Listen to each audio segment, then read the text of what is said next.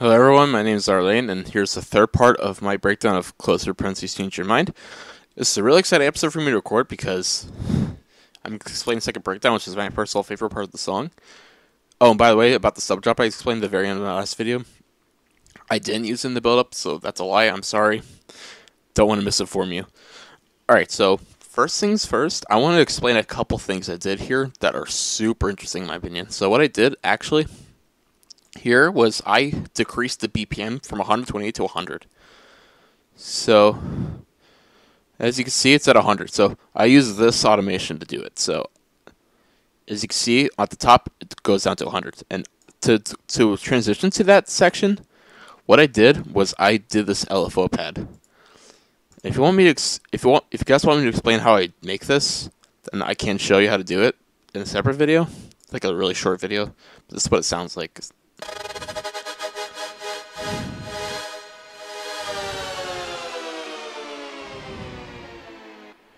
And as you can hear, it goes down in pitch as well. So yeah, and that transitions nicely the tempo.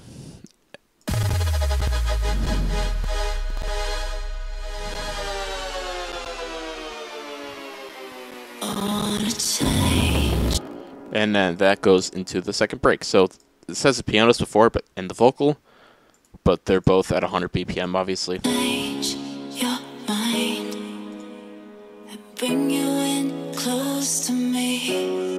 And then I have this respace again, and the sub bass at 3 decibels lower than the drop. All that stuff is the same. But then now I have this low drum loop, which gives like all this drum movement in this part of the song, and it sounds like this. So just for comparison's sake, this is what it originally sounds like. And this is what I did with a low cut, some moving frequencies, making it tighter, and adding reverb. That's what it sounds like now.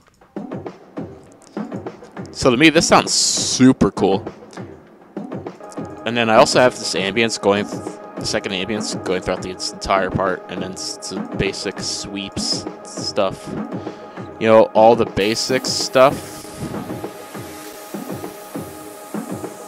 And then I'm going to explain the strings. But before I do that, I want to just play them by itself. Themselves, they sound like this.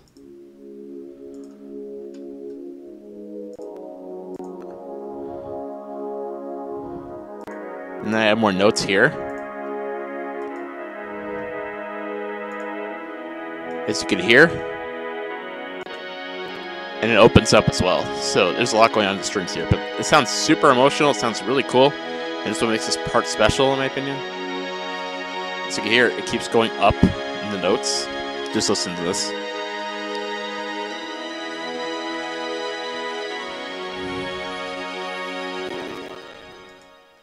So with the strings, I use DSK Overture. Now, I know a lot of people hate DSK, but I think this preset actually sounds really good, so that's what I used. And for the strings, I just did some EQing, OTT, fresh air, as I explained this in the previous video. And also an imager to make it wider, more EQing, a limiter, and the same vocal thing I show you all the time. And that's basically it for this part. There's not a lot going on here, but it's just I decrease BPM and stuff like that, and I think it sounds really cool. So now I'm just gonna turn on these effects and the sub drop and made this one a bit shorter. So what I did here is I did something that is not expected. So you can hear this lead is not in the same key as the rest of the song, or this reverse lead. As you can hear, that it's a C note, and that's in A minor.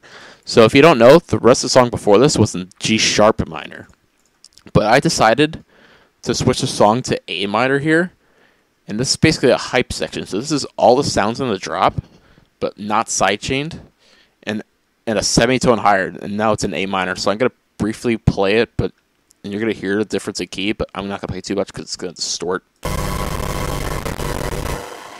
Actually, I'm going to remove some of the stuff so you can hear it clearly.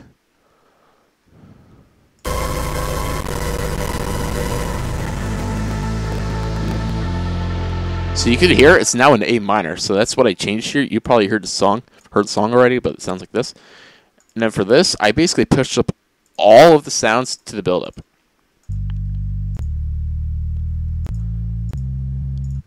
And this creates a really cool sound effect on build-up.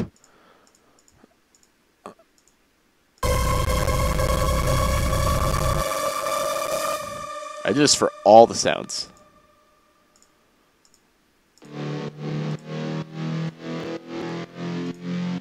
Now the chords I think sound the coolest doing this, so it's what they sound like now.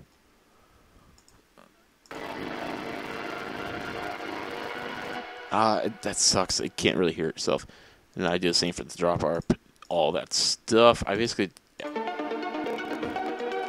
yeah, I pitched everything up, and then I have the same build-up drums as before, but and I also have the ambiances in a different key. They're in A now, and then I had the same upfilters. Some of them are in A now because I increased the key. And yep, I didn't explain the first drop because it's basically the exact same thing. But like, and then since I don't have the leads playing here, I just instead have this first lead, and on top of that, I have the same exact fill that I had before. But as you can hear, the second break is vastly different from the first.